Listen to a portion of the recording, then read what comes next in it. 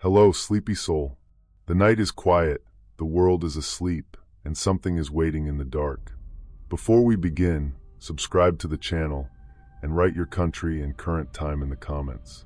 Now listen carefully. Have you ever returned something to a store and felt like you gave back more than just the item? Like something slightly invisible left with it? I didn't believe in that kind of feeling either. Not until I started losing pieces of my life every time I walked out of a return counter. My name is Marcus Hale. I was 29 at the time, living in Denver, working a basic IT support job for a logistics company. Nothing special. My life was the kind you don't think about while you're living it. Wake up, coffee, work tickets, grocery run, sleep. Repeat. The warehouse store was part of that routine. Big chain membership place. Bulk everything. Cheap electronics that always seemed like a good idea at the time. That's where this started. It began with a TV. A 70-inch smart TV I absolutely did not need, but convinced myself I did. It worked fine for 3 days. On the 4th day, it started randomly restarting. Then the screen went black and never came back. So I returned it. That should have been simple. But the man at the return counter didn't treat it like simple. He scanned it, looked at the screen for a long time, then looked at me. "You want a refund?" he asked. "Yeah," I said. "It's defective." He nodded slowly like that wasn't the interesting part. Then he said something I still remember word for word. "All right, we can process that, but you'll need to return something else as well." I blinked. "What?" He turned the monitor slightly toward me. On it, under the product return field, there was a second line I swear wasn't there a second ago. Return balance required. I laughed a little. What does that even mean? He didn't laugh. Instead, he said, policy. I assumed it was some weird corporate phrasing. Maybe restocking rules. Maybe they wanted the remote or box or something. So I said, fine. Whatever you need. He tapped the keyboard once. Then asked very casually, do you want a return time, memory, or connection? I actually laughed out loud that time. Are you serious? But he just waited. And the longer he waited, the less funny it felt. Finally I said, connection. I guess. He nodded like I had picked a flavor of ice cream. He processed the refund. And that was it. Or it should have been. Because when I got home that night, my roommate looked at me weird. You get a new TV? He asked. I paused. No, I returned it. He frowned. What TV? I laughed again. The one in the living room. He looked past me into the empty corner where the TV used to be. Then back at me. I think you're mixing things up, he said. At first, I thought he was joking. Then I realized he wasn't. That was the first time something felt off. But I still told myself I was just tired. I told myself I'd just misremembered something simple. I didn't know what returning connection meant yet. The next week, I bought a laptop from the same store. It was overpriced, but I needed it urgently. It started overheating almost immediately. Random shutdowns. Fan noise like a jet engine. So I went back. Same counter. Same employee. He recognized me. That part one didn't like. You again, he said. I told him the issue. He didn't even look at the laptop this time. Just typed.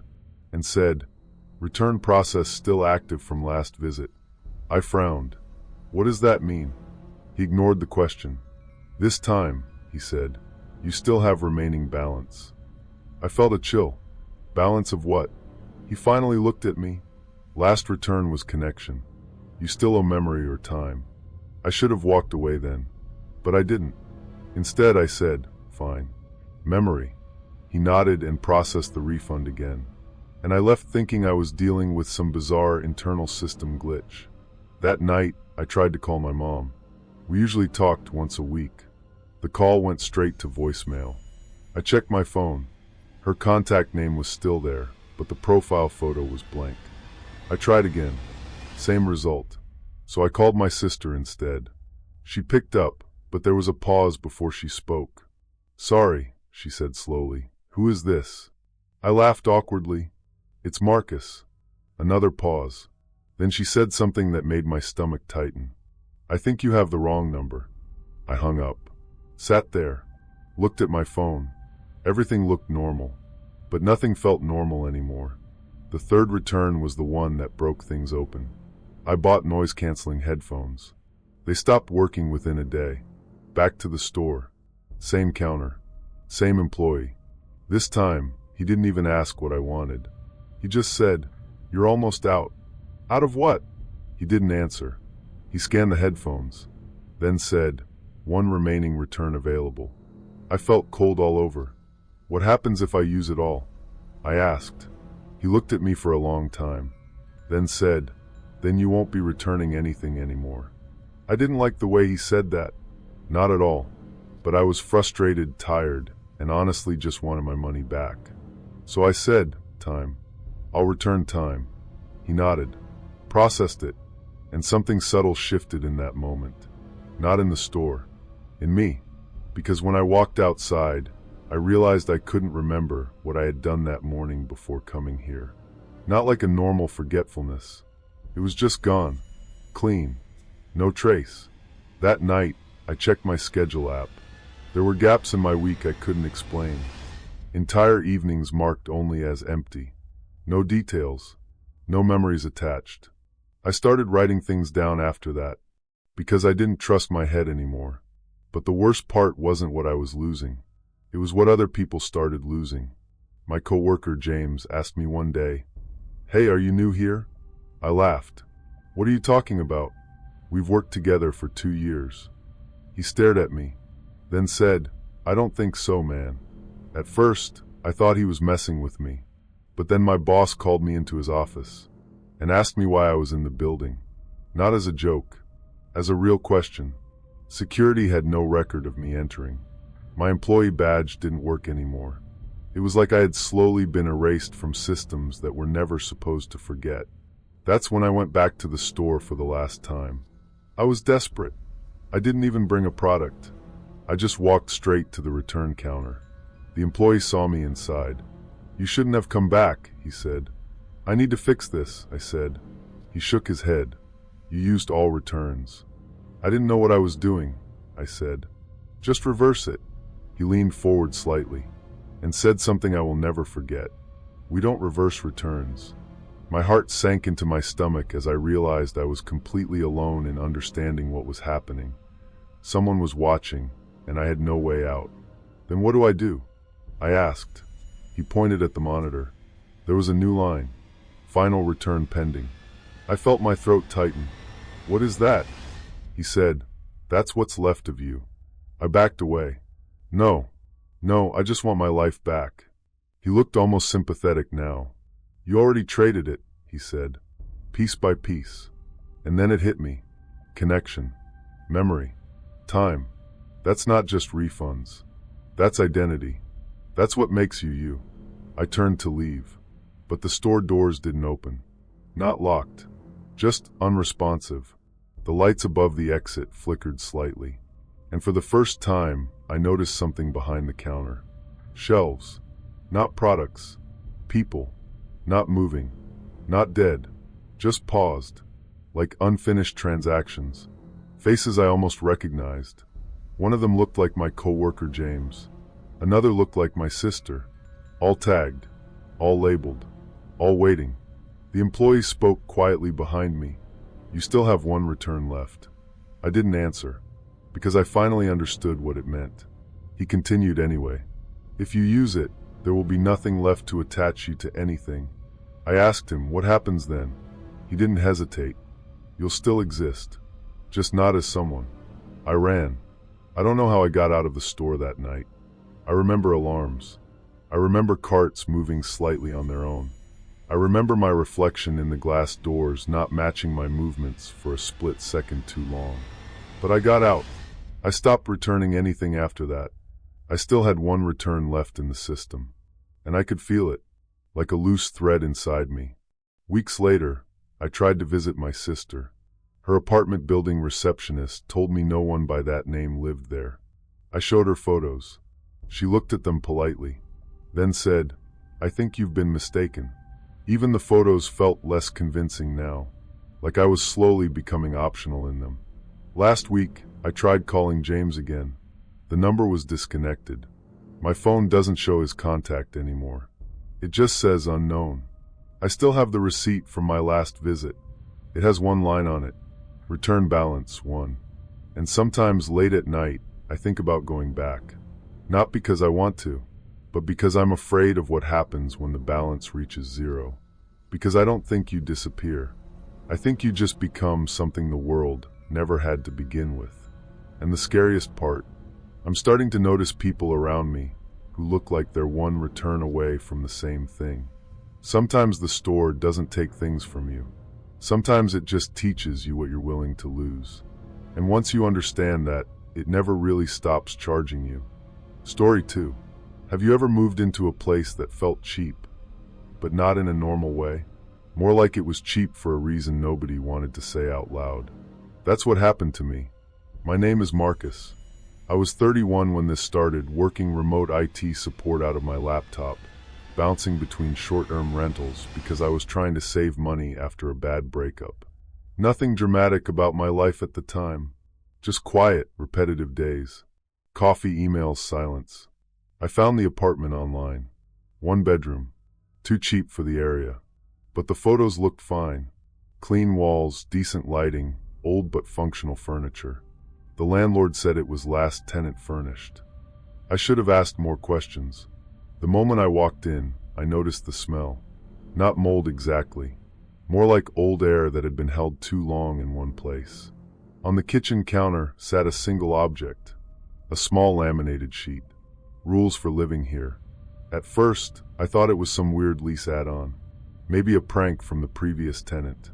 But the longer I read, the less funny it felt. Never open the bathroom mirror after midnight.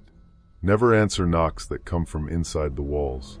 Never exceed silence past 3 a.m. There were no explanations. No signatures. Just 3 rules printed in plain font, like instructions you were expected to already understand. I remember laughing a little under my breath. Who even writes this? I folded it and left it in a drawer. That was mistake number 1. The first week was normal. Quiet, uneventful. I worked nights sometimes, slept late, ordered food, watched shows I didn't really care about. But the apartment had a strange habit of being too silent. Not peaceful silent, pressurized silent.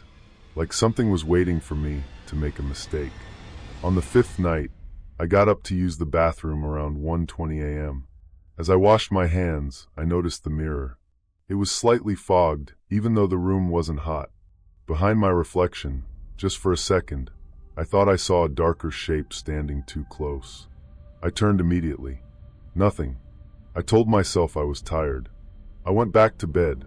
The next night, I heard the first knock. It came from inside the wall behind my couch. 3 soft taps. Not rhythmic. Not random. Intentional. I froze. Then I did what most people do when they're alone and scared. I tried to rationalize it. Old building. Pipes. Settling. Neighbors. I even laughed a little. I wanted to laugh at my own paranoia, but the whisper of footsteps from the hallway made me freeze, every nerve screaming that I was not imagining this. Because right after the knock, I heard something else. A dragging sound. Inside the wall. Like someone shifting their weight and standing up. I didn't sleep that night. The next morning, I remembered the rule sheet. Never answer knocks that come from inside the walls. I told myself it was coincidence. But now I was paying attention. And when you start paying attention to silence, it starts paying attention back. By the 2nd week, things escalated. At exactly 3:01 a.m., my apartment went completely quiet in a way I can't properly explain. Not normal quiet. Absolute absence.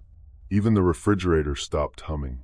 Even my own breathing sounded muted, like it wasn't fully reaching the room. Then I heard a voice from the hallway. Soft. Almost polite. My name. Marcus. I stepped into the hallway immediately. Empty. But my bathroom light was on. I hadn't left it on. The mirror door was slightly ajar. That was when I remembered the first rule again. Never open the bathroom mirror after midnight. I didn't open it. I closed it. Slowly. Carefully. And locked the bathroom door from the outside.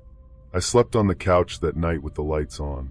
The landlord didn't answer my calls the next day, or the day after. When I asked neighbors, they avoided eye contact. One woman in the hallway just said, "You should read the rules again," and walked away faster than I liked. That's when I started noticing patterns. Every time I ignored one of the rules, something responded. If I stayed awake past 3 a.m., I'd hear breathing inside the vents. If I made noise, music, talking, even dropping something, someone would knock back from the walls like a reply. But the worst part wasn't the sounds. It was the feeling that the apartment was adjusting to me, like it was learning what I tolerated, and then slowly increasing the pressure. One night, I broke again. I got into a phone call with a friend at 3:10 a.m., laughing, talking louder than usual. I didn't even think about the rule. Then everything stopped. Mid-sentence. My friend paused. "Do you hear that?" he asked. "Hear what?" "Like someone else breathing on your side." I turned off speaker mode. That's when I heard it clearly. Not from the phone. From the room. Multiple breaths. Surrounding me. I hung up immediately. The apartment went dead silent again. But this time, it didn't feel reset. It felt disappointed. The turning point came on the night I finally broke the mirror rule.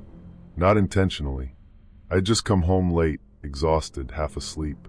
It was 12:58 a.m. I walked into the bathroom without thinking and opened the mirror cabinet to grab medicine. That's when I heard the soft click behind me, like something inside the wall had shifted closer. I looked at the mirror. My reflection was there, but it didn't blink when I blinked. I stepped back slowly. The reflection stayed still. Then it smiled. Not a friendly smile. A delayed one, like it was learning how. I slammed the mirror shut and backed out of the bathroom. My heart sank into my stomach as the door clicked shut behind me, and I realized I was completely alone. Someone was watching, and I had no way out. Because for the first time, the apartment didn't feel empty anymore. It felt occupied.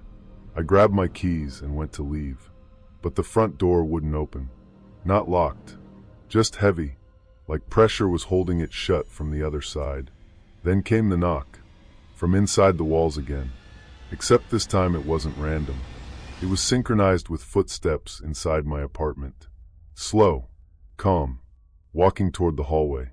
I backed into the kitchen, shaking. That's when I saw the rule sheet again. Except I hadn't left it on the counter.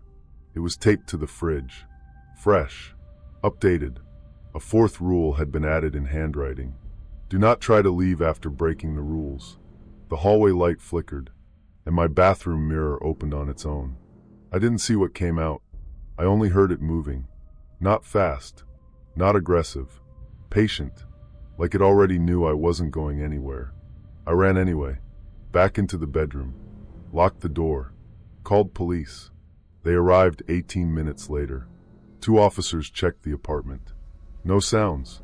No movement. No signs of forced entry. One of them even joked, "Old buildings make noise, man." I almost believed him. Until we passed the bathroom. The mirror was gone. Just gone. The cabinet empty. Screws still attached. Like it had been removed from reality itself. The officer looked at me. "You sure there was a mirror here?"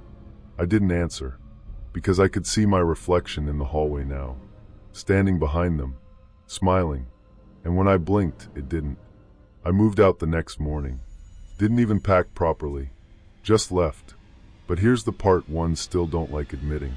A week later, I checked the listing again out of curiosity. The apartment was still available. Same photos. Same price. But the description had changed. It now included one extra line. Current tenant, occupied. And every time I think about it now, I realize something worse than what happened inside that apartment.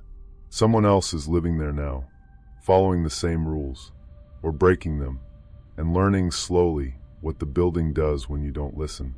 Because the scariest part isn't that the rules exist. It's that something is still there enforcing them, waiting for the next person to move in, waiting for the silence to break again. Story 3. Have you ever had the feeling that someone already knows where you're going, before you even decide to go there? I didn't believe in that kind of thing either, until my rideshare driver showed up before I even ordered the ride. My name is Jason Miller.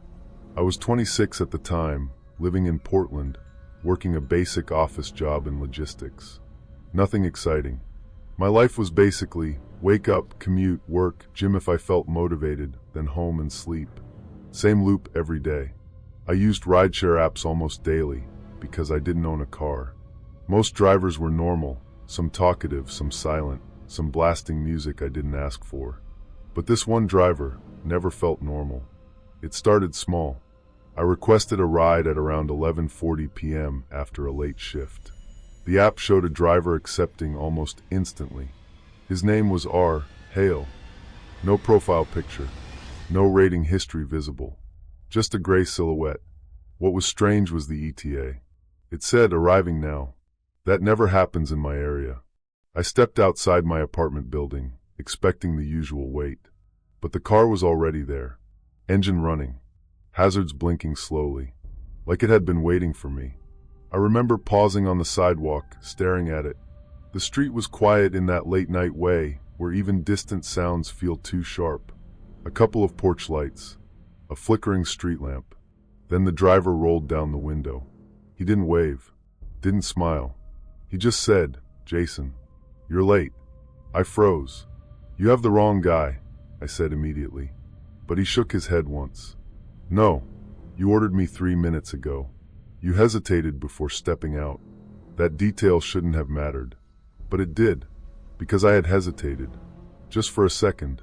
I got in, and that was mistake number one. The car interior was clean, but wrong somehow. Not dirty, not damaged, just empty in a way that felt staged. No air freshener, no personal items, no phone mount, nothing. Just black fabric seats and a faint hum from the engine that sounded too steady. He didn't ask where I was going. He already knew. "I'm heading downtown," I said anyway. He nodded slightly. "I know." I laughed awkwardly. "App already told you?" "No," he said. "You usually go there on Thursdays." I stopped smiling. It was Thursday. I hadn't said anything about my schedule. I checked the app. The destination was already set correctly. I didn't input it yet. That's when I first felt it, that slow, creeping awareness that I wasn't in control of the conversation. The driver didn't look at me in the mirror like most drivers do. He looked straight ahead, like he didn't need to see me to know I was there. Halfway through the ride, I tried to break the silence. "You do this full-time?" I asked. "Yes," he said. "Long shift?" "All shifts," he replied. Something about the way he said it made my skin tighten. We passed downtown lights, traffic thinning out, storefronts closing. Normal night city stuff. Then he said something that made me sit up. "You changed your route today." I frowned. "What?" "You usually stop at the corner store before heading home," he said. "But not tonight." I felt my throat go dry. "That's not. How would you know that?" He finally glanced at me in the mirror. Just for a second. "I don't guess," he said. I told myself it was coincidence. Pattern recognition. Maybe app data. Maybe something normal I wasn't thinking about. But the more I tried to rationalize it, the more uneasy I felt. Weird things started piling up after that ride. The next week, I got him again. Same driver. Same car. Except I hadn't selected him. I checked the app. It said driver assigned automatically. This time I was leaving a friend's place. A different neighborhood. Different time. No pattern. But when I stepped outside, the car was already there again. Waiting. Hazards blinking. And when I opened the door, he said, "You're running late again." I hadn't told anyone I was coming out. I hadn't requested the ride yet. But somehow the trip was already active. I got in anyway. Because what else do you do in that moment? Cancel reality? This time I tested him. I gave him a wrong address. A place across town I never go. He didn't react. Just nodded. But instead of turning toward the wrong direction, he merged into traffic like he was heading somewhere else entirely. "You're going the wrong way," I said. "No," he replied. "You just haven't gone there yet." I remember laughing nervously. That doesn't even make sense. He didn't respond. But 20 minutes later, we passed a building I didn't recognize at first. Then he slowed down, and I saw it. A small convenience store, lights flickering, a broken neon sign, and me, standing outside it, talking on the phone. I leaned forward. "That's not possible. I've never been here." He said nothing, but I saw his fingers tighten slightly on the wheel. The car continued forward. We passed the store, and the version of me outside it was gone, like it had never happened. I stopped using rides for 2 days after that, but then I had a late shift again, and no bus route home, so I opened the app. Before I could even tap request, a notification appeared. "Ride ready, driver R, hail arriving." My stomach dropped. I hadn't ordered anything yet. Still, I stepped outside, and of course he was there. This time I confronted him. "What is this?" I asked. "How are you accepting rides I haven't even placed?" He looked at me for a long moment, then said, "Because you always end up requesting them." "That's not how time works," I snapped. He nodded slowly. "Not for you." That night, the ride didn't go to my apartment. It went somewhere else first. A part of town I never visited. Industrial roads, empty warehouses, long stretches of dark pavement. I checked my phone. The app showed multiple stops already listed. Stops I hadn't entered. One of them had my name next to it. Home, 17 minutes. But it wasn't my home address. It was somewhere I had never lived. I felt panic rising. "I didn't put that in," I said. "You will," he replied calmly. That was the moment I realized something was wrong in a way I couldn't explain. Not just with him, with me. I pulled out my phone and tried to cancel the ride. The button was grayed out. Unavailable during active route. "What do you want from me?" I asked. He didn't answer immediately. Then he said something I still think about. "I don't take people where they want to go," he said. "I take them where they end up." We passed a police car parked under a bridge. For a second, I thought about jumping out, but something in me hesitated, just like the first night, and that hesitation mattered, because he noticed. "You always hesitate there," he said quietly. I stared at him. "What does that mean?" He finally looked at me directly in the mirror, and for the first time, I saw his eyes properly. Calm, empty, not angry, not emotional, just certain. "You've been in my car before," he said. I shook my head immediately. "No, I would remember you." "You don't," he replied. "Not yet." That was the turning point, because after that ride, things started appearing. Not in my memory, but in the world. A receipt in my pocket from a store I didn't visit. A photo on my phone showing me sitting in his car on a night I couldn't remember. A voicemail of my own voice saying, "I'm almost home." Except I didn't leave home that night. At least, I didn't think I did. I tried reporting him. The rideshare company responded with a generic email. "Driver R, hail does not exist in our active database." That should have been comforting. It wasn't, because I still kept getting him. Every few days, every late night, always before I requested, always already waiting. And every ride showed me something new. A street I would walk down tomorrow. A conversation I would have before it happened. A version of me getting into his car, willingly. The worst one was the last ride. I got in without arguing, because I already knew resistance didn't matter anymore. He drove in silence for a long time. Then he said, "You understand now." I didn't answer, because I did. Not fully, but enough. He was mapping me, not tracking where I had been, tracking where I would go. Every hesitation, every choice, every deviation I thought was free will, recorded, predicted, or worse, already completed somewhere I hadn't reached yet. We pulled up outside my apartment. Normal street, normal lights. Everything looked safe. But when I looked at the app, the route history showed something that made my hands go cold. It didn't end here. There was one more stop. Later, unknown location. I turned to him. "I'm done," I said. "No more rides." He nodded. For the first time, he actually smiled. Not warmly, just slightly, like I had finally said something correct. "You'll still call me," he said. "No," I said. He opened the door for me. Cold air hit my face. And as I stepped out, he added one final line. "You already have." The car drove off before I could respond. I stood there in the quiet street, heart racing, watching the taillights disappear. Even after everything, I convinced myself it was stress, lack of sleep, too many late nights. Until I checked my phone. The app was open, and there was a new notification waiting. Ride request confirmed. Destination unknown. Driver R. Hale. ETA arriving now. And even though I hadn't touched anything, I already knew I was going to step outside. Story 4. Have you ever noticed how some names just don't belong where you see them? Like they feel out of place.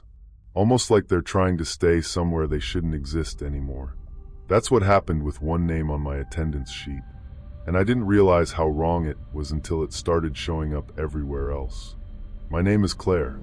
I was 28 at the time, working as a middle school teacher in a quiet suburban school just outside Minneapolis. Nothing about my life felt unusual back then. Wake up early, coffee that was always slightly too bitter, lesson plans I wrote half asleep, and students who mostly cared more about their phones than algebra. It was predictable, safe, the kind of job where the biggest problem was usually someone forgetting homework. Until I noticed it. It started on a Tuesday morning. I was taking attendance like I always did, calling names off the printed sheet from the office. The room was loud in that early morning way, chairs scraping, backpacks dropping, someone whispering jokes they thought were subtle but weren't. I called the first names. Everything normal. Then I got to the middle. Evan Harlow. Silence. I looked up. No response. I marked him absent and moved on. But something made me pause. The name looked too familiar. Not the student himself. Just the name.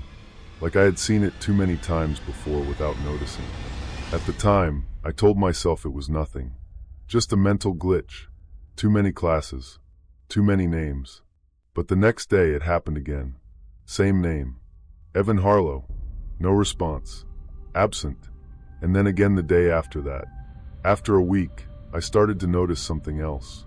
He was never in any of my classes, but his name was always on the sheet. Every single day. I finally asked another teacher during lunch, "Do you have an Evan Harlow in your roster?" She frowned immediately. "No, I think he transferred out years ago." That made me stop mid-bite. "Transferred?" "Yeah," she said. "I remember because his file got archived. Strange situation too. I think he left mid-year and never came back."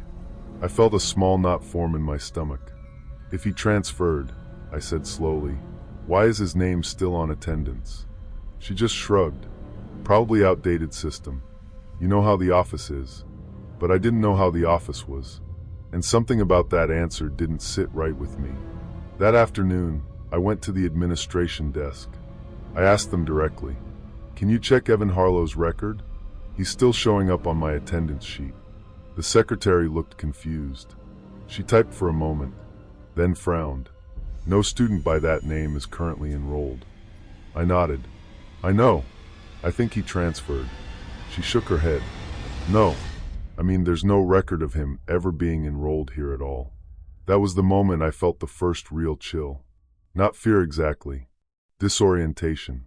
Like I was standing in a building that was subtly rearranging itself while I wasn't looking.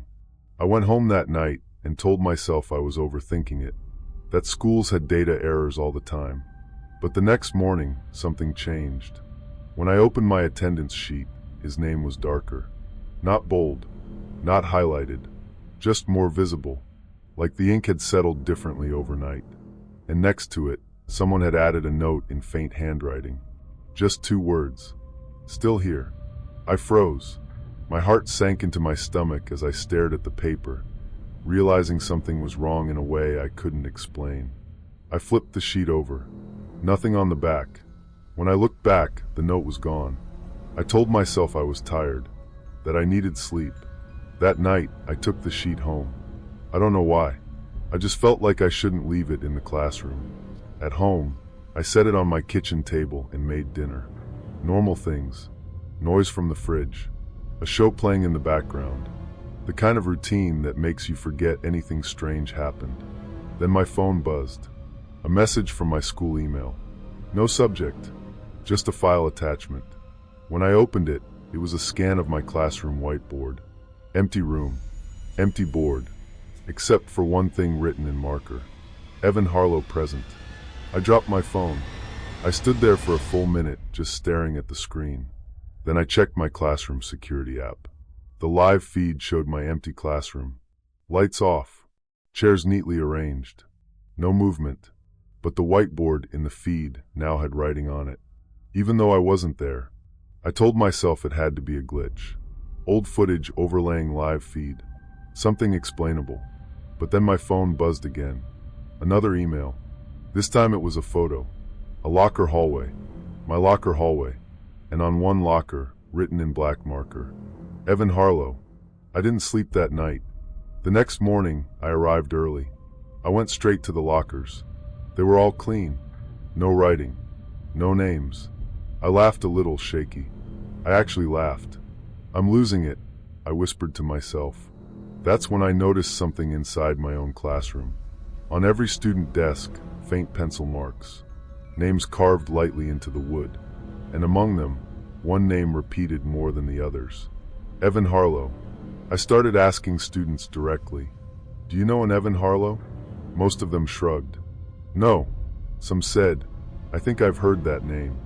One student paused too long before answering, like he was trying to remember something that wouldn't stay still in his mind. That night, I went to the office again. I demanded physical records, paper files, archived documents, anything. The assistant principal finally pulled out an old storage box. He flipped through it, then stopped.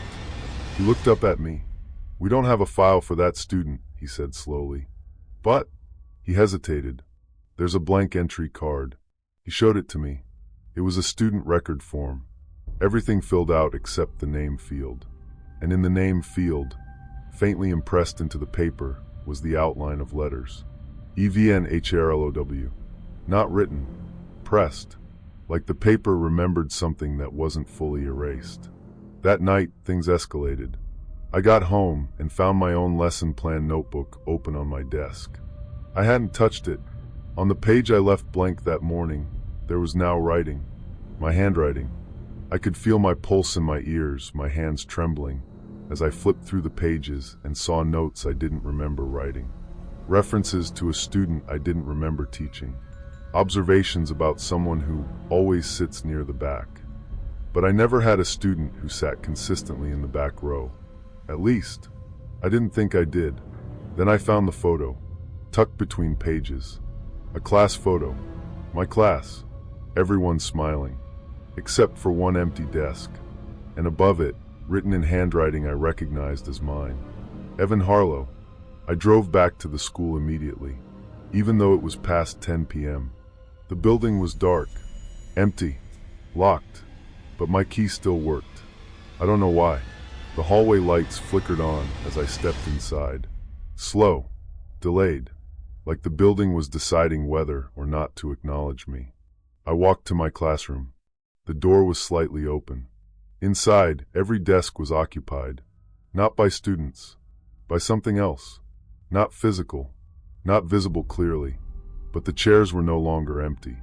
They looked used, like someone had been sitting in them for hours. At the whiteboard, new writing appeared as I watched. "You finally came back." I backed out slowly, every instinct screaming at me to leave. But then I saw the attendance sheet on my desk, the current day sheet, and Evan Harlow's name was highlighted. Bold. Assigned seat, present. I didn't hear footsteps. I didn't hear movement. But I felt it. Behind me. Not close enough to touch, but close enough to know I wasn't alone. I didn't turn around. I ran. I ran through the hallway, through the exit doors, into the parking lot, not stopping until I reached my car. My hands shook so badly I almost dropped my keys. And even after I started driving, I could still see the classroom in my rearview mirror. The lights were on again, and in the window, a silhouette sitting in the back row, a student who had never existed. The next morning I took sick leave. The school called twice. I didn't answer, but the emails didn't stop. Attendance sheets kept arriving, every single day, and every single day one name is still there. Evan Harlow. Even now, even though I haven't gone back, even though I told myself I was done. Because the worst part isn't the name showing up. It's that sometimes when I wake up too early, I catch myself writing it, without thinking, like it was always part of the list, like it was never missing at all. And I still don't know what happens if I finally stop noticing it. But I think that's the point. Some names don't disappear. They just wait to be remembered again. Story 5. Have you ever looked at something in your house and felt, even for a second, that it didn't belong to your timeline? Like it was already slightly ahead of you, waiting for you to catch up. That's what the camera did to me. But I didn't understand that until it was already too late. My name is Armin. I was 29 at the time, living alone in a small one-bedroom apartment in Karachi. I worked in IT support for a mid-sized company. Nothing exciting, just fixing network issues, resetting passwords, dealing with people who thought their laptop was broken when it was actually just unplugged. My life was routine, predictable. Wake up, work, come home, scroll my phone until I fell asleep.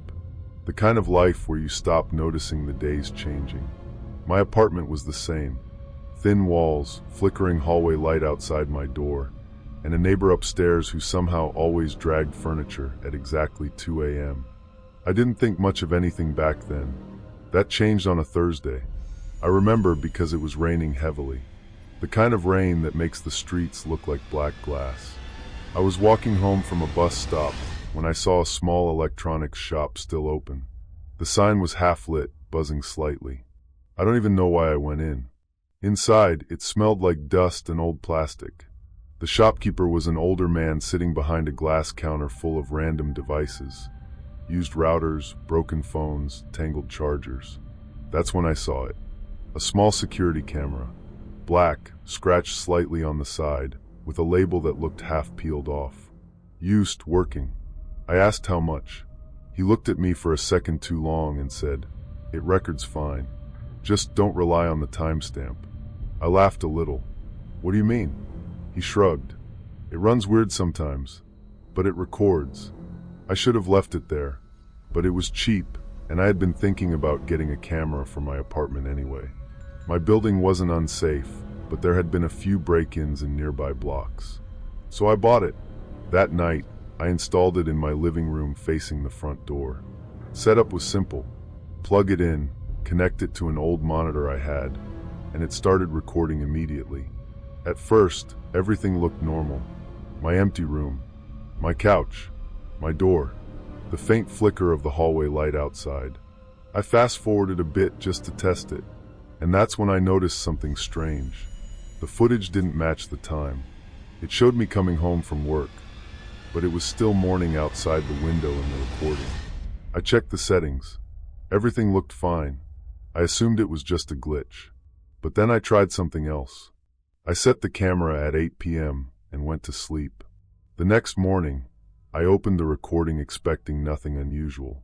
But what I saw made my stomach drop slightly. It wasn't recording the past. It was recording the next day. I watched myself enter the apartment, wearing clothes I hadn't chosen yet. I watched myself drop my keys in a way I hadn't done before. I watched myself sit on the couch and check my phone at a time I hadn't lived yet. I sat there for a long time, replaying it. My first reaction wasn't fear. It was disbelief. I even laughed at myself. Maybe the camera had some weird buffer delay. Maybe it was looping incorrectly. So I tested it again. This time, I paid closer attention. At 9:12 a.m. in the recording, I saw myself get up and walk to the kitchen. At 9:12 a.m. in real life, I was sitting perfectly still watching the screen. I stood up immediately and walked to the kitchen just to confirm. Nothing happened. Everything felt normal. But in the recording, I was already there. I started sweating. That was the moment I stopped treating it like a malfunction. I started treating it like something I didn't understand. Over the next few days, I tested it obsessively. Every morning, I'd wake up and watch what would happen that day before it happened. At first, it was harmless. I saw traffic jams before leaving. I avoided them. I saw a spilled coffee at my desk before it happened. I changed my route. I even avoided slipping in my bathroom because I saw it in advance. It felt like cheating reality, like I had a version of the future I could scroll through. I told myself I was just being careful, but there's something dangerous about knowing too much. You start trusting it, and then you start depending on it. One night, I noticed something I shouldn't have. I was reviewing footage for the next day when I saw myself sitting on the couch. Normal. But then in the background, near the hallway mirror, there was movement. A shape. Not me. Someone else. I leaned closer to the screen. The figure was standing partially in frame, barely visible. Just enough to see that it was a person, watching me, inside my apartment. But I wasn't there yet. In real time, my apartment was empty. I stood up immediately and checked every room. Nothing. No signs of forced entry. No sound. No movement. Just silence. I went back to the recording. The figure was still there, but now it was clearer. A man, standing too still, watching the couch like he knew exactly where I would sit later. My heart started pounding. I rewound the footage. The man wasn't there earlier in the timeline. He only appeared at a certain moment, like he entered after I stopped checking. I stopped sleeping properly after that. Every night, I checked the camera before doing anything. And every night, I saw more of him. Sometimes he stood in the kitchen, sometimes near the window. Once, he was inside my bedroom doorway, always just waiting, never interacting, just observing. I tried telling my friend Samir about it. He laughed. "Bro, it's just corrupted footage. You're overthinking it." I showed him. He watched silently for a few seconds, then handed it back. "Okay, that is weird," he admitted. "But maybe someone hacked it?" I asked him how someone would hack a disconnected analog camera that wasn't even online. He didn't answer that. Police were worse. They told me unless someone actually broke in, there was nothing they could do. So I stopped asking for help. That was my mistake, because I started relying on the camera more than my own senses. And that's when the timeline started shifting.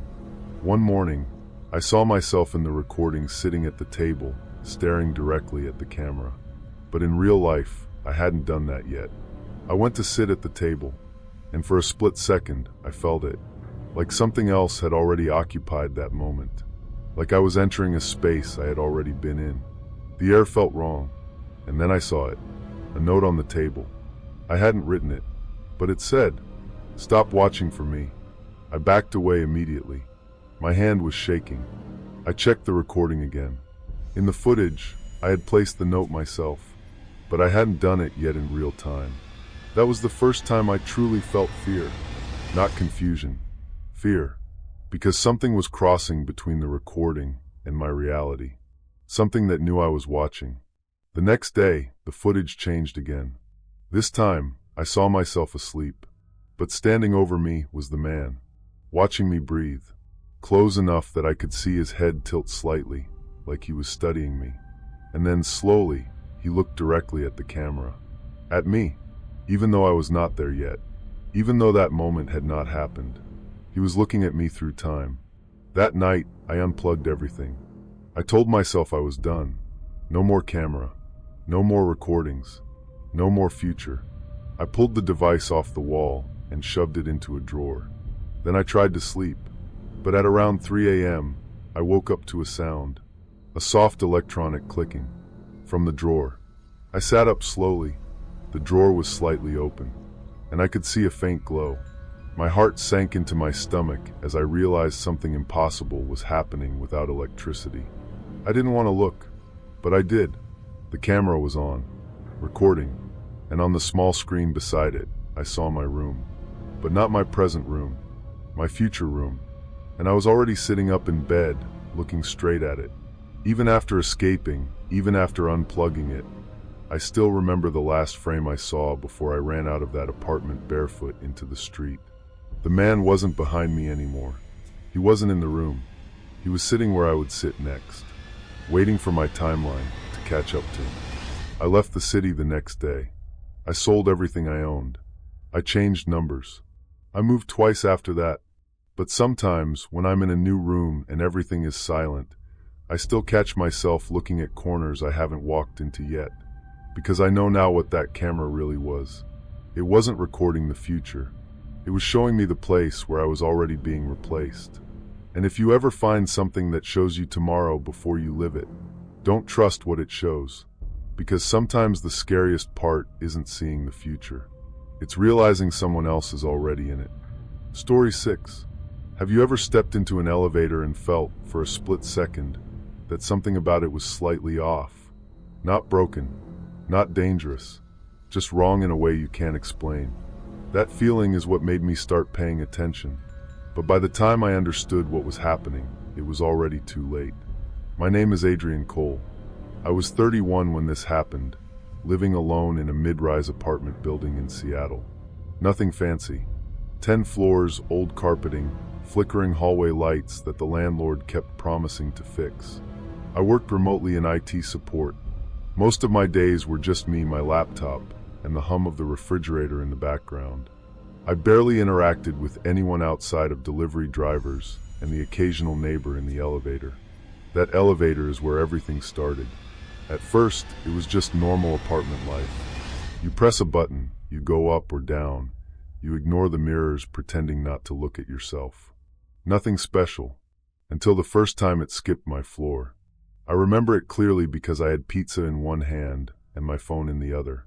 I pressed 6, leaned against the wall and waited. The doors closed. The elevator started moving. Then it slowed. Stopped. The display flickered. And instead of 6, it showed 7. I frowned. Huh. The doors opened. But I wasn't on the 7th floor. At least, not the 7th floor I knew.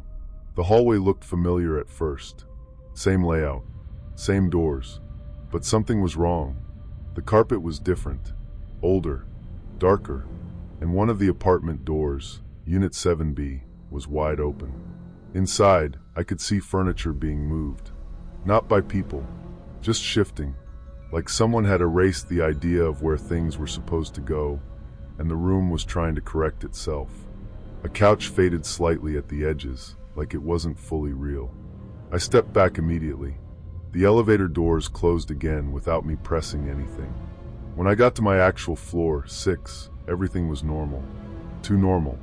I told myself it was a glitch. Old building. Old system. Nothing more. But the second time it happened, I knew it wasn't random. That time, I was going to floor 3. Same routine. Same button. But the elevator stopped at 5. The doors opened, and I saw something that made my stomach drop. It was my neighbor, Mrs. Harlow. She was standing in the hallway, but she looked confused. Younger somehow, like a version of her that hadn't fully settled into reality.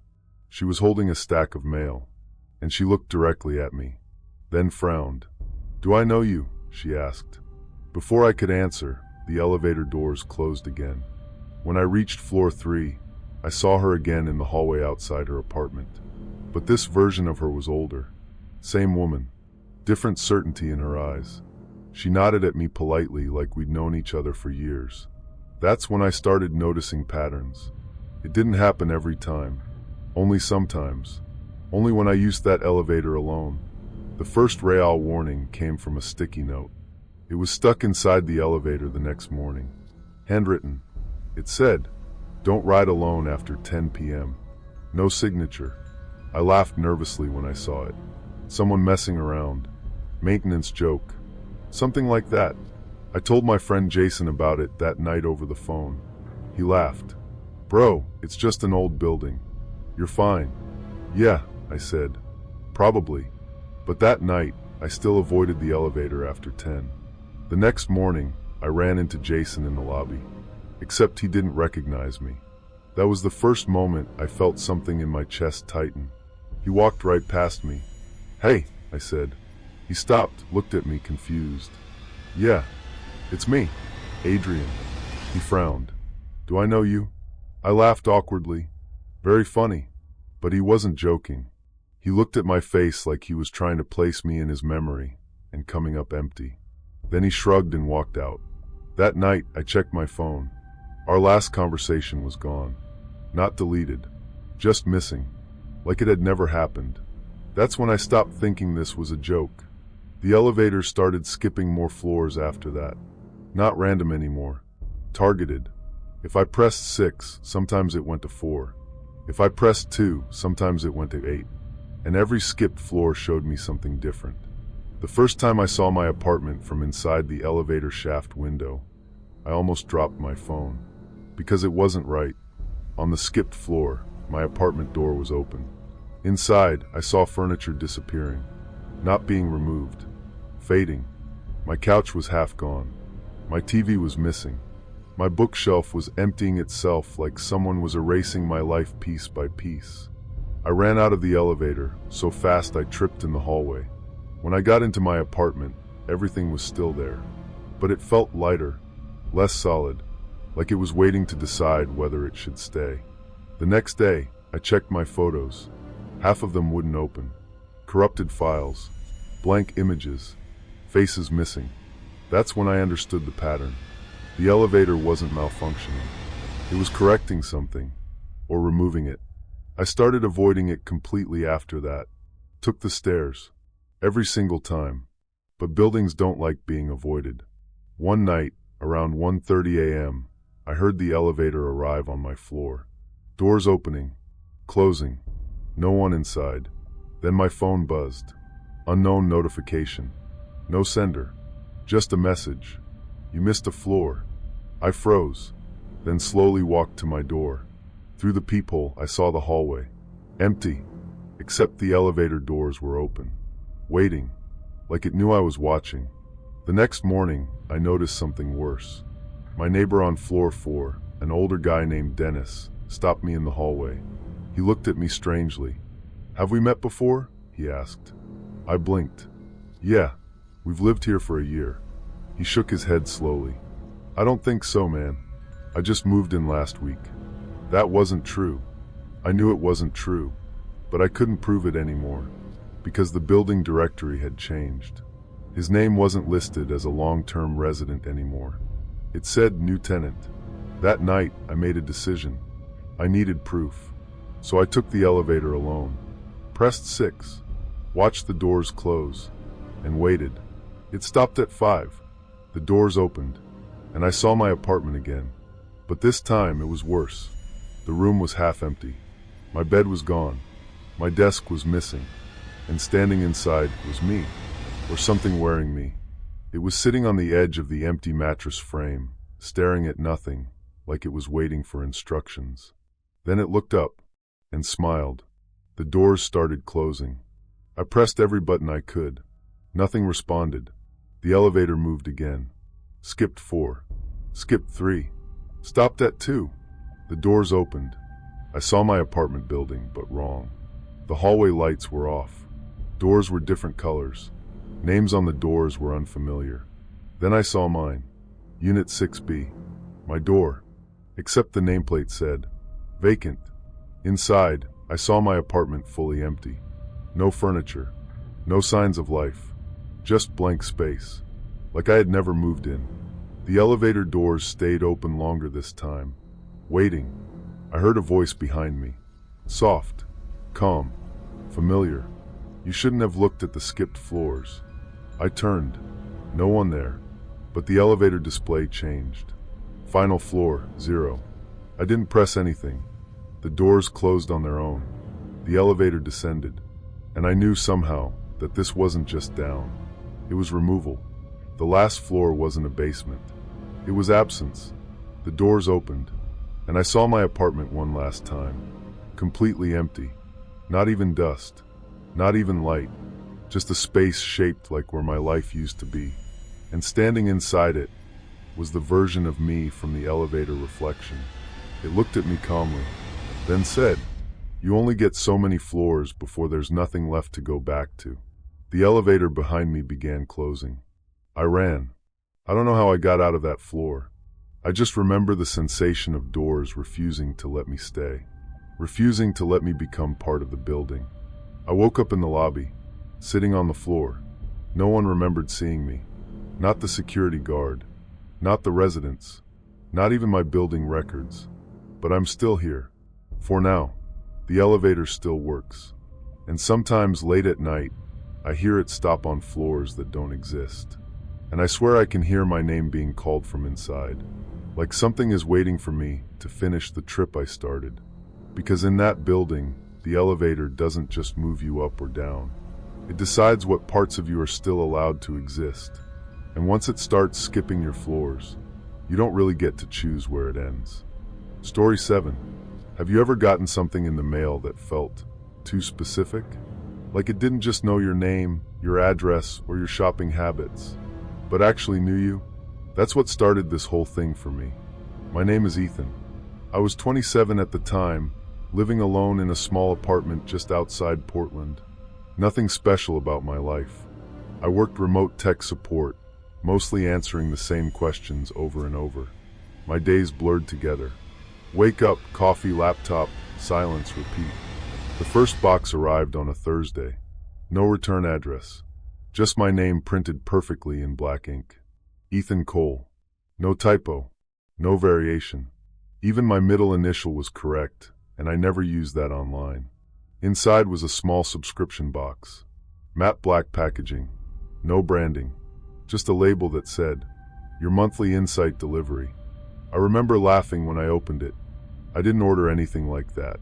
Inside was a set of random objects. A cheap keychain flashlight, a pack of mint gum, and a single printed photograph of my apartment building entrance. At first, I thought it was some marketing stunt. Data scraping, maybe a creepy targeted ad campaign. Then I noticed something that made my stomach tighten.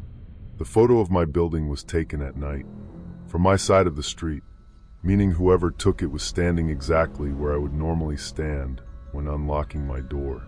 I told myself it was nothing, just coincidence, just internet creepiness. I left it on the counter and forgot about it, or tried to. A month later, another box arrived. Same packaging, same exact formatting. This time, I hadn't signed up for anything. I checked my email, my bank, everything. No subscription. Inside was worse. A bottle of cold medicine, a pair of latex gloves, and a folded note that read, "You'll need these before Saturday." That was the first time I felt something real. Not fear exactly, more like recognition. Because I had been getting sick that week, and I hadn't told anyone, not even my closest friend. That night I sat on my couch staring at the box for a long time. I told myself it was some kind of predictive algorithm, maybe hacked data, maybe coincidence stacked on coincidence. But there's a point where coincidence starts feeling personal. And I crossed it. The next box came early, 3 weeks instead of 4. This time, no knock. It was just sitting inside my doorway when I came home. That should not have been possible. Inside was a set of items that made my hands go cold. A receipt from a grocery store I had visited 2 days earlier. A printed screenshot of my private browser history. And a small, folded photograph of me sleeping on my couch. My heart sank into my stomach as I realized someone had been inside my apartment, and I had no idea when or how long they had been watching. I called the police. 2 officers came, looked around, checked the locks, checked windows. Nothing forced. No signs of entry. One of them shrugged. "Could be a prank," he said. "A very expensive prank?" I asked. They didn't have an answer for that. After they left, I started covering my webcam, checking locks twice, sleeping with lights on. But the boxes didn't stop. They adapted. Each one felt more targeted, more aware. One delivered a bus ticket I hadn't bought yet. Another contained a spare copy of my apartment key, one I had lost months ago and never replaced. But the worst one came on a Sunday night. It was heavier than usual. Inside was a small envelope. No objects, just documents. Printed police report forms, blank except for my name. And a list. Not crimes I had committed, but crimes I hadn't. Yet. Burglary, trespassing, unauthorized entry event. At the bottom of the page was a line that made my hands shake. Observed likelihood of completion, 87% within 14 days. I actually laughed at first. A nervous, broken kind of laugh, because it felt absurd, like someone trying to scare me with imagination. But 2 days later, something happened that made that laughter disappear. I woke up at 3:12 a.m. to my front door opening. Slowly. Not breaking. not forcing, opening like someone had a key. I didn't move. I just listened. Footsteps inside the apartment. Measured. Calm. Then the kitchen light turned on. I grabbed my phone under the blanket and called 911. But before I could speak, the line picked up. Not the dispatcher. A voice. Calm. Neutral. Familiar. "It's already been logged," it said. Then it hung up. I stayed frozen in bed for what felt like hours. When morning came, everything was back to normal, except for one detail. My kitchen table had been wiped clean. Too clean. And on it sat a single object. A set of fingerprints printed on paper. Matched to mine. That was when I started to understand something I didn't want to understand. This wasn't predicting me. It was preparing a version of me that would fit its predictions. I stopped going out at night after that. I installed cameras, motion sensors, anything I could afford. For a while, nothing happened. 2 weeks of silence. No boxes, no messages, no signs. I almost relaxed. That was my mistake, because the next delivery didn't come to my door. It came inside my apartment, already opened, already waiting. I came home one evening and found the box sitting on my bed. Inside was a single item, a hoodie, mine, but I hadn't worn it in months. And it was clean, fresh, like it had been washed recently. Folded underneath, it was a printed photo of me walking down a hallway I didn't recognize. Behind me, in the reflection of a glass door, I could see someone holding a camera. Right behind me, close enough that I should have noticed. I dropped it immediately. For the first time, I didn't try to rationalize it. I just stood there, breathing too fast, realizing something very simple. Whoever was sending these boxes wasn't guessing my future. They were influencing it, shaping it, steering it. The turning point came 3 nights later. Another box. This one was small, almost innocent. Inside, a single set of car keys, my name engraved on the keychain, and a sticky note. Do not resist the next delivery. I didn't sleep that night. At 2:40 a.m., my phone buzzed. Unknown number. One message. Step outside. I didn't respond. 10 minutes later, a knock. Soft. From inside the building hallway. Then another message. You already opened the box. I froze, because I realized something terrifying. I had opened every box, every instruction, every suggestion, every quiet push, and I had followed them. I went to the peephole. The hallway light was on. There was a delivery cart sitting outside my door. Same black box, but this one was bigger, almost coffin-sized. I didn't open the door. I called the police again. This time, I stayed on the line. When they arrived, they checked the hallway. Nothing. No cart. No box. No footprints. Just empty carpet. But when I went back inside, it was already there again. Sitting in the middle of my living room. Open. Inside was a stack of printed documents. Bank account changes I had never authorized. Job resignation forms filled out with my name. A new lease agreement. For a different apartment. Signed. By me. I wanted to scream, but nothing came out. Then my phone buzzed again. A final message. Tomorrow you will move. That night, I didn't sleep. At 6:17 a.m., someone knocked. I opened the door before thinking. Standing there was a delivery worker. Plain uniform. Clipboard. Calm expression. Delivery for Ethan Cole, he said. I didn't order anything, I whispered. He smiled slightly.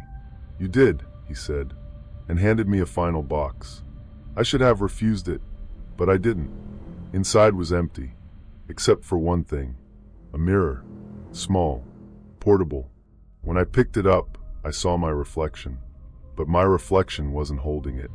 It was already looking at me, waiting, and it smiled before I did. Even after I dropped it and backed away, the reflection stayed behind in the glass. Not moving, not blinking, just waiting for the next instruction. I moved out that same day, or tried to, because the lease they had printed was already active, and the new address was already mine. Now I live somewhere I didn't choose, and I still get boxes, Less frequent now. More precise. Like the system learned I stopped resisting.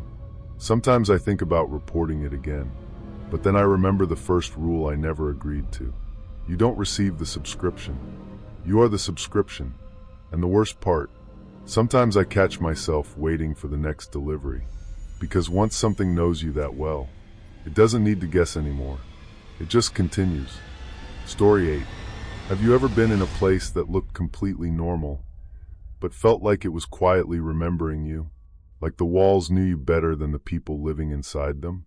I didn't believe in that kind of thing until I moved into an apartment where the neighbors kept changing, but no one else noticed.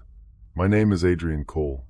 I was 28 when this started, working a remote IT job in a mid-sized city in Oregon. Nothing fancy. My life was predictable in the most comfortable way. Wake up late, coffee, laptop, occasional grocery run, maybe a walk if I felt like pretending to be healthy. The apartment building was cheap but decent. For floors, long hallway, elevator that always smelled faintly like metal and cleaning spray. My unit was 3B, facing the parking lot. At first, everything felt normal. Too normal, maybe. That should have been my first warning. The first neighbors I met were a couple in 3A. Young, maybe early 30s. The guy had a beard. The woman always wore oversized sweaters. They used to argue sometimes, nothing violent, just muffled voices through the wall late at night. Then one morning they were gone. No moving truck. No notice. Just silence. By evening, new people moved in. Different couple. Same apartment.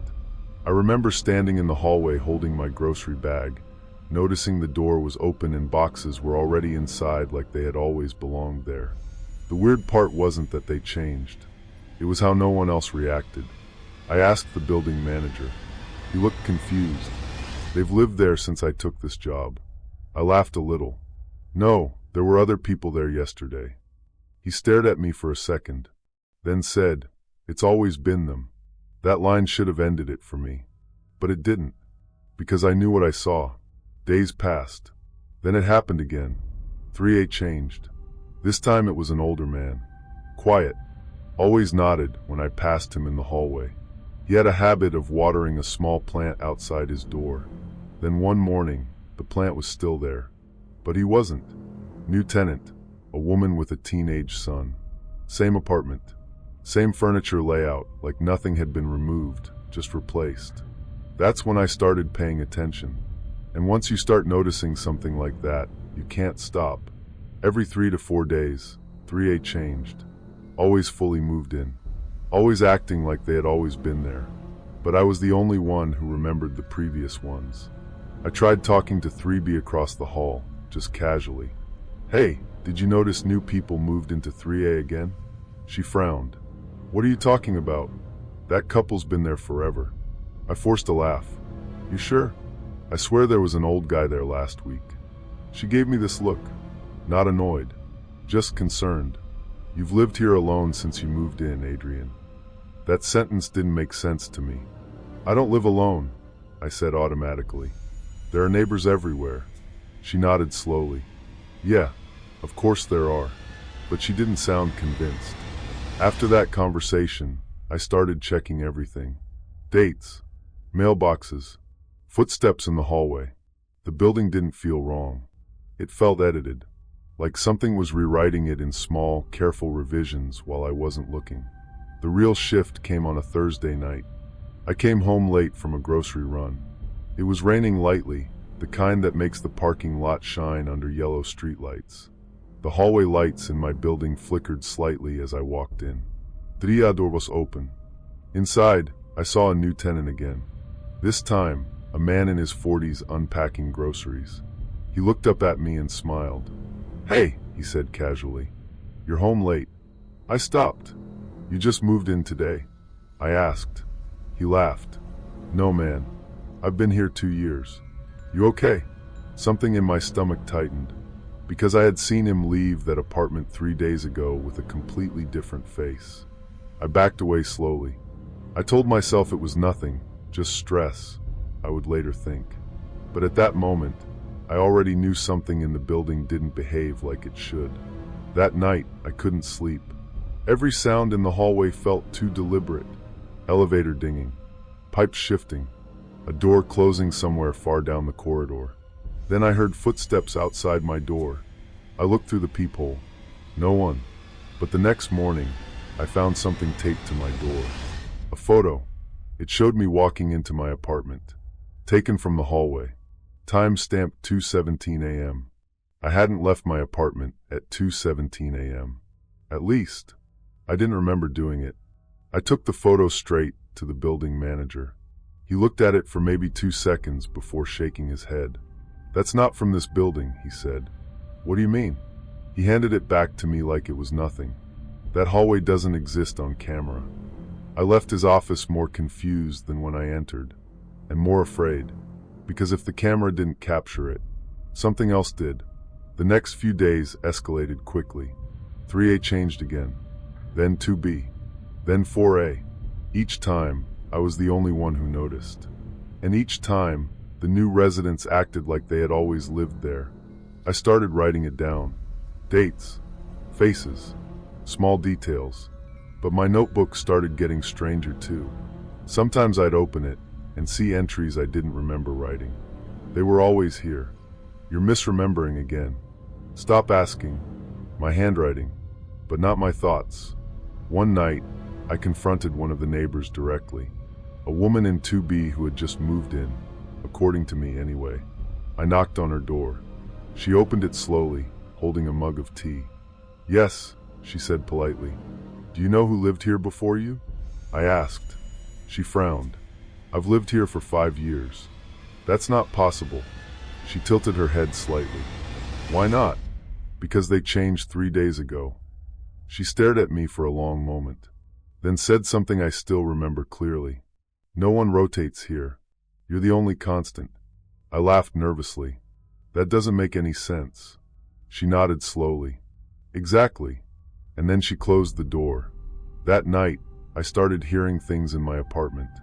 Not loud, subtle, like movement behind the walls when there shouldn't be any. Like someone shifting position when I wasn't looking. I checked the hallway again at midnight. The door was open. Inside, I saw boxes again. But this time, I saw something that made my skin go cold. A photo on the wall. It showed the building hallway. And in it, I was standing in front of my own door, looking at the camera. Except I had never taken that photo, and I didn't remember being there. That's when I realized something important. The building wasn't just changing the neighbors. It was adjusting me too. The next escalation came suddenly. I woke up one morning and stepped into the hallway. 3A door was labeled with my name. Not the tenant's. Mine. I froze. I checked my door. Still 3B. But across from me, it said Adam Cole. Not Adrian. Adam. A slightly wrong version of me. And when I opened my own apartment door, I found something that didn't belong. A second layout behind mine. Same furniture. Same walls. But slightly different positioning. Like my apartment was a copy that hadn't fully aligned. I ran to the building manager. But the office was empty. No computer. No desk. Just a blank room with a single note on the wall. "You are the rotation point." I don't know how long I stood there reading it, but when I turned around, the hallway had changed. Every door had a new number. Every name was unfamiliar. Except mine. Mine stayed the same. Always visible. Always unchanged. That night, I heard knocking at my door. Slow. Patient. I opened the peephole. There was no one. But behind me, I heard a voice from inside the hallway I had just walked out of. "Adrian," it said softly. I turned around and saw someone standing in 3A, looking exactly like me, but older, tired, like he had been living this loop longer than I had. He said something I will never forget. "You notice it too late every time." My heart sank into my stomach as the door clicked shut behind me, and I realized I was completely alone. Someone was watching, and I had no way out. I backed away. "No," I whispered. "That's not possible." He tilted his head slightly. "It is. You just reset." Behind him, other doors started opening. Different versions of me stepped out. Some younger, some exhausted, some terrified, all of them looking at me like I was the newest version. One of them spoke. "You're the one who remembers this time." I couldn't breathe properly. "What is this place?" I asked. The oldest version of me answered. "A building that keeps its structure by replacing its people." I shook my head. "That doesn't explain why I'm the only one who notices." He smiled faintly. "Because you're the anchor, the only one who doesn't reset." The hallway lights flickered, and I realized something worse. The building wasn't random. It was cycling through residents until it found one person stable enough to remember the pattern. And then it made that person the new constant. Forever. I ran. I don't remember grabbing my keys. I don't remember leaving my apartment. I just remember the hallway stretching longer than it should, doors rearranging as I moved, names shifting as if the building was correcting itself in real time. When I reached the exit, the glass doors were already open, waiting. Outside looked normal. Too normal. I stepped out into the parking lot, and behind me, I heard the building doors close. Click. Like a final decision. That was 3 years ago. I don't live there anymore. At least, I think I don't. But sometimes I still wake up and hear hallway footsteps outside my door. Slow. Rotating. Like something is checking which version of me is currently active. And every now and then, when I pass apartment buildings at night, I get this feeling I can't explain.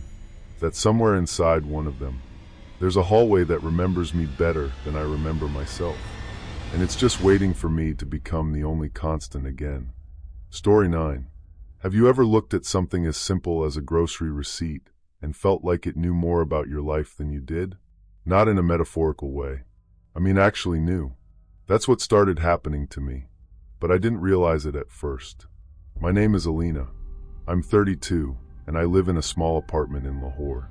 At the time this happened, I was working as a marketing coordinator for a retail company. Nothing fancy. Long hours, emails, deadlines, and usually stopping at the same grocery store on my way home because it was the only place open late enough. My life was routine, predictable, almost comforting in how boring it was. Every Tuesday and Friday, I'd stop at the same supermarket near my apartment complex. Same checkout counter, same cashier most of the time, a quiet woman in her 40s who barely looked up from the scanner. It all felt harmless, until the receipts started changing. The first time I noticed it, I didn't think anything of it. I was in my kitchen, unpacking groceries, milk, rice, bread, some frozen meals. I unfolded the receipt and casually checked the total like everyone does. But something caught my eye. At the bottom of the list, after everything I actually bought, there was an extra line. Lost house key 1. I remember laughing out loud, because I had lost my house key 2 weeks earlier. I had assumed it fell between the couch cushions or got misplaced at work, but seeing it printed there on a grocery receipt felt like a weird joke. I even took a photo and sent it to my friend Sarah. "Look at this weird glitch," I wrote. She replied, "Maybe they track lost items now," face with tears of joy. I didn't think about it again. Not until the next receipt. That one had something worse. I had gone grocery shopping like normal, same routine, same items. But when I got home and checked the receipt, there was another line added at the bottom. Unsent text message 1. My stomach tightened a little when I saw it. Because 2 nights earlier, I had written a message to my ex. I never sent it. I deleted it instead. No one knew about it. Not Sarah. Not anyone. I stared at the receipt longer than I should have. Then I told myself it was coincidence. Maybe the system was pulling data from my phone. Maybe it was some weird loyalty program error. But deep down, I felt something shift. Like I was being observed in a way I couldn't explain. The third receipt changed everything. That day, I didn't even notice anything strange in the store. I was tired, distracted, thinking about work. It wasn't until I got home and unpacked the groceries that I saw it. This time, the extra item wasn't an object. It was a photograph. Printed photo, deleted from gallery. I froze. My hands literally stopped moving, because I knew exactly what photo it was referring to. A picture of me from years ago, one I had deleted after a breakup. Nothing special, just me sitting on a rooftop, smiling at a time in my life I didn't want to revisit. I had deleted it permanently. Cloud, trash folder, everything. And yet, it was on the receipt. I sat on my kitchen floor for a long time that night, telling myself again and again that it was impossible. But then I started checking old receipts, and they were all changing. Every grocery trip started listing things I never bought, things tied to my private life. Friendship bracelet, broken. Voice note, never sent. Diary page, torn out. Each one matched something real, something personal, something no system should have known. I tried to ignore it. I stopped showing people, stopped joking about it, stopped taking photos of the receipts. But the worst part wasn't the items. It was the feeling that something was correcting my life through them. Like the receipts weren't recording what I bought. They were recording what I had lost. One evening after work, I went to the store again. It was raining lightly outside, the kind of rain that makes neon signs blur through wet glass. The supermarket was nearly empty. I grabbed my usual things and went to checkout. The same cashier was there. She scanned my items without looking at me. When she handed me the receipt, she paused, just for a second too long. Then she said quietly, "You again." I blinked. "Yeah, I shop here a lot." She didn't respond. I left quickly. Outside, under the store's bright lights, I unfolded the receipt immediately. This time, there were more items than usual, but one line made my legs feel weak. Apology letter, unsent, completed. My heart started pounding, because I had written that letter earlier that week. I never printed it, never mailed it, never even saved it properly. It was about someone I heard a long time ago, something I had tried to forget, and yet the receipt marked it as completed. I didn't understand what that meant, until the next receipt. That's when things stopped being about the past. I remember sitting at my kitchen table, hands slightly shaking as I unfolded it. Normal groceries listed first. Then at the bottom, call from mother, completed. I froze. I hadn't called my mother that day. In fact, I hadn't called her in almost 2 weeks. I checked my phone immediately. No outgoing call, no missed calls, nothing. But the receipt insisted it had already happened. I tried calling her right then. She picked up after 2 rings. "Hi Beta," she said casually. "Everything okay?" My voice cracked a little. "Did I call you today?" She paused. "Yes, earlier this afternoon. You sounded tired." My entire body went cold. "I didn't," I said. She laughed lightly. "Of course you did.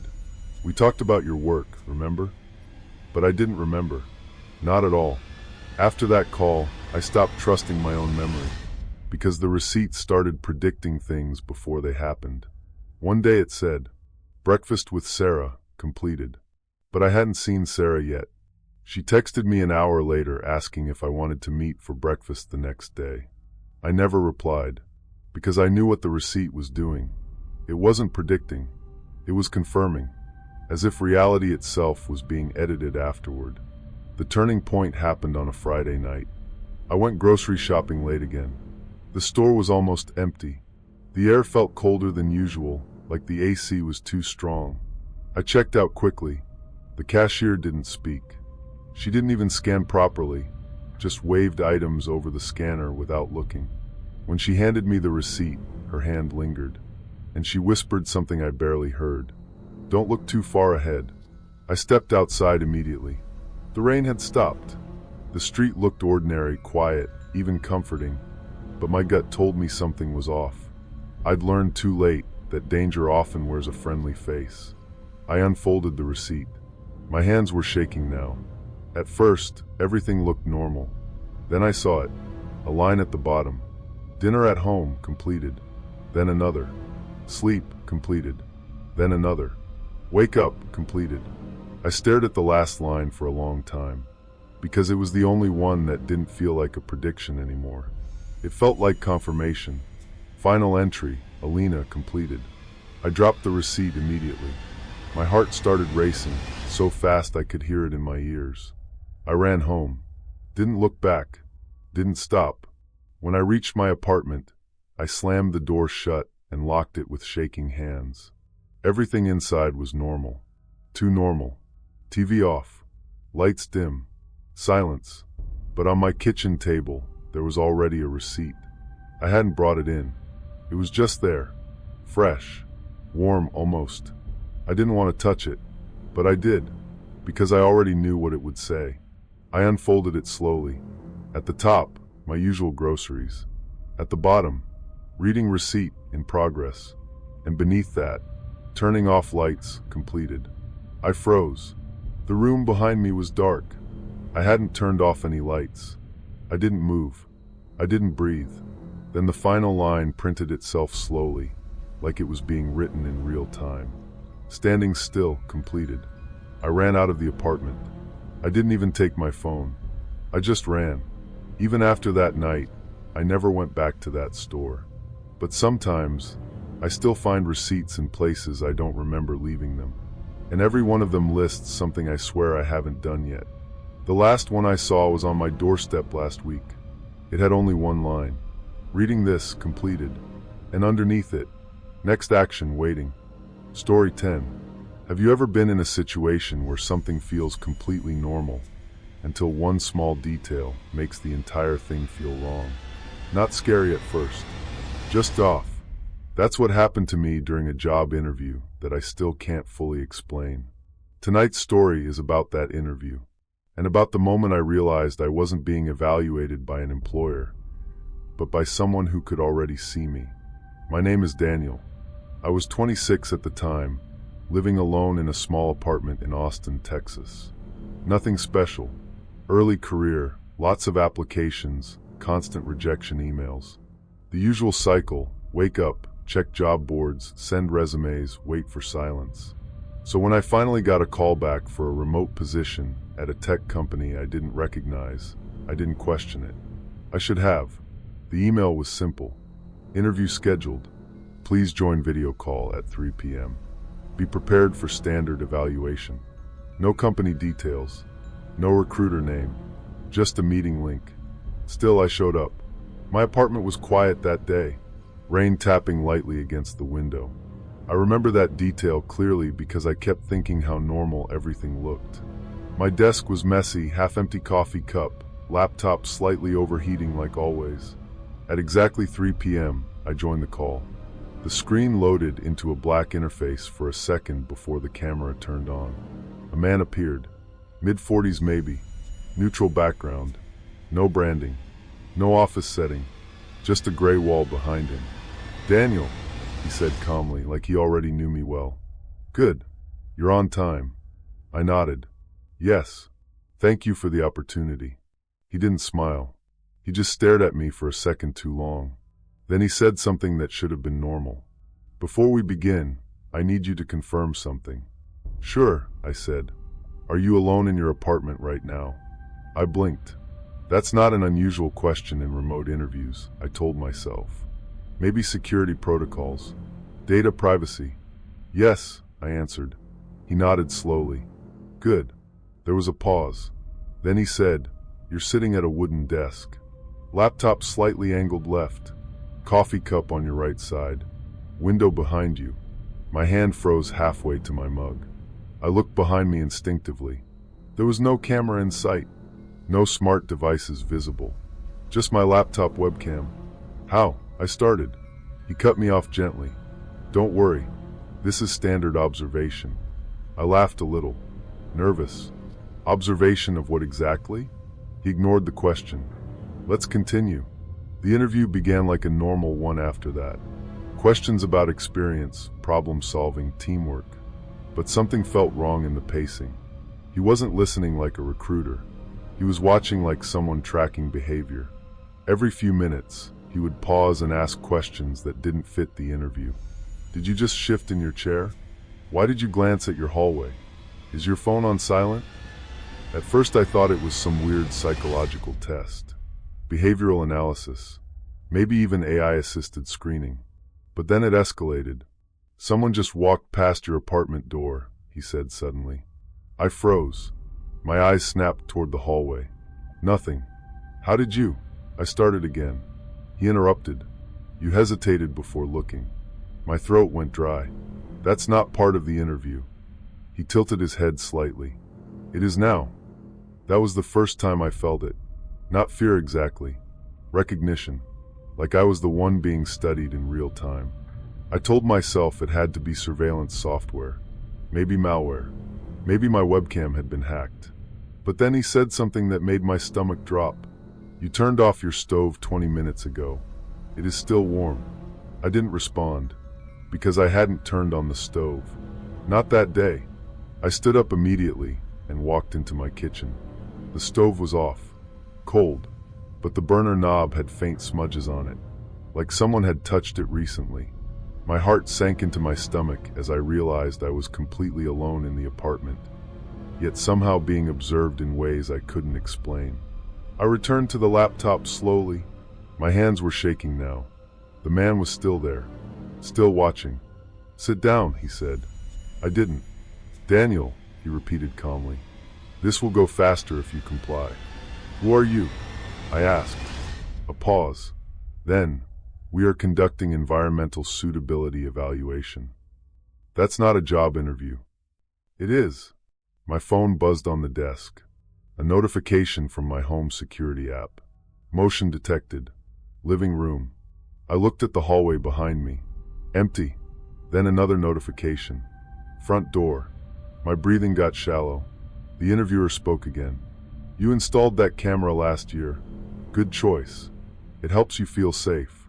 I stared at him. "You're watching me through that?" "No," he said simply. "We are observing independently." I didn't like the word "we." That was when I noticed something behind him. A faint reflection. Not in his background. In mine. In my laptop screen. For half a second, I thought I saw a shape behind my own shoulder. But when I turned, nothing was there. The interview continued. But now it felt like it wasn't happening in isolation. It felt like the conversation was bleeding into my apartment. "Stand up," he said. No, he didn't react. Instead, he asked, "How many locks are on your front door?" I didn't answer. "2," he said. My breath caught. He continued, "You added the second lock after the incident with your neighbor last winter." My blood went cold. No one knew that detail. Not even my friends. My neighbor had tried to enter my apartment by mistake months ago. I never told anyone it bothered me enough to install a second lock. Yet he knew. The man leaned slightly closer to his camera. "Daniel, look at your hallway." I didn't want to, but I did. The hallway light flickered once, then stabilized. Everything looked normal, but my apartment didn't feel normal anymore. It felt occupied. "Something is inside your apartment," he said quietly. I snapped back to the screen. "No, there isn't." He didn't argue. He just said, "Check your bedroom." I hesitated. Every instinct told me to stay in place. But I stood up anyway. I walked slowly down the hallway, phone in hand, still on the call. Behind me, I heard his voice through the laptop speaker. "You are moving too slowly." I reached my bedroom door. My hand hovered over the handle. "Open it," he said. I did. The room was empty, but the window curtain moved slightly, as if someone had just stepped away from it. I stepped back instantly. "Someone is watching you from inside the apartment," he said calmly. "No," I whispered. "Stop saying that." Then I heard something from the laptop. Not his voice. A second sound. A soft breathing. Close. Not through speakers. Through the room. I turned around. The laptop camera light blinked once. Then the interviewer spoke again. "You are reacting correctly," he said. I backed away from the desk slowly. "What is this?" I asked. "Some kind of experiment?" "Yes." "On what?" "Behavior under observation, when subject becomes aware of observer presence." My mouth went dry. "So this is a test?" "Yes." I swallowed. "And what happens if I fail?" He paused, then said, "You will remain under observation." I didn't like the way he said remain. My phone buzzed again. Security alert. Bedroom motion detected. But I was standing right there, in the hallway. I wasn't in the bedroom. I took a step backward, then another. The hallway felt longer than it should have. The apartment felt like it was stretching away from me. "Daniel," he said softly, "sit down." "No, you're making it worse for yourself." That's when I noticed something on my screen. The camera feed had shifted slightly. My perspective was no longer centered. It was angled, like someone had adjusted my laptop. From behind. I didn't move. I couldn't. My body felt locked in place. Then I heard it. Footsteps. Behind me. In my apartment. Slow. Measured. I wanted to laugh at my own paranoia, but the whisper of footsteps from the hallway made me freeze, every nerve screaming that I was not imagining this. I turned slowly. Nothing. But the laptop screen flickered, and for half a second I saw it. A reflection behind me, standing just out of frame, watching. Then the interviewer spoke again. "We are concluding evaluation." "No," I said immediately. "Stop. I want to end this." "You cannot end it," he replied calmly. My hand grabbed my phone. I dialed emergency services. No signal. No Wi-Fi. Nothing. The router light on my desk went out. The apartment fell into a strange silence. Then the interviewer said the final line. "You were not selected." I exhaled in relief for half a second. Then he added, "However, you have been observed successfully." The call ended. The laptop screen went black. For a moment, I stood there not moving, just listening. The apartment was silent again. Too silent. Then my bedroom door clicked shut behind me. Slowly, like someone had just closed it from the inside. I didn't stay. I grabbed my keys with shaking hands. Every second stretched like time itself was resisting me leaving. I ran out of the apartment barefoot, not even thinking. Even after I reached the parking lot, I couldn't stop looking back at my window. The blinds were slightly open, and for a second, I swear I saw a silhouette standing behind them. Even now, I still apply for jobs online like everyone else. But I never take interviews without checking something first. I scan every link, every company, every recruiter, because sometimes I think about that voice, calm, controlled, already knowing everything about me before I said a word. And I realize something that still sits in the back of my mind. Some interviews aren't about hiring you. Some are about deciding whether you were already close enough to be watched.